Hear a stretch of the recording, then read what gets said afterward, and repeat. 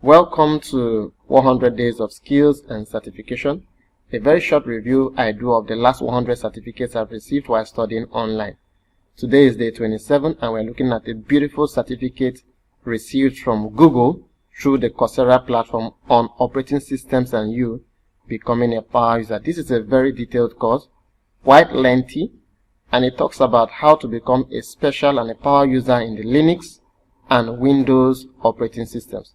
You will learn how to write different commands in the terminals and execute different activities using special keys and shortcuts.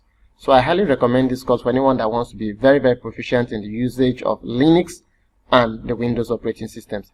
And I completed this course and obtained the certificate on the 25th of June 2023. Full details are in the video description. You have to follow me on all social media platforms for more information on the different reviews I'll be doing for the different courses. Thank you very much. See you in another video.